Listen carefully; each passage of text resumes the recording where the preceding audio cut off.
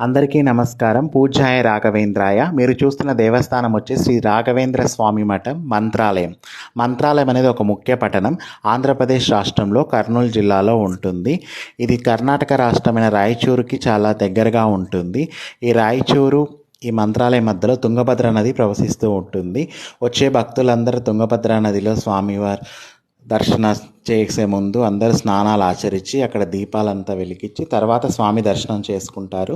స్వామి దర్శనం అయిపోయిన తర్వాత కొన్ని సేవలు మనకు అందుబాటులో ఉంటాయి. మనం ఏ సేవలు చేయాలనుకున్నా అక్కడ కౌంటర్లో అన్ని వివరాలు ఉంటాయి. ఆ సేవలు మనం ఏ సేవలు చేయాలంటే ఆ సేవలన్నీ మనం టైమింగ్ ప్రకారం ఆచరించుకోవచ్చు. తర్వాత అన్నదానం ఉంటుందండి మధ్యాహ్నము రాత్రి.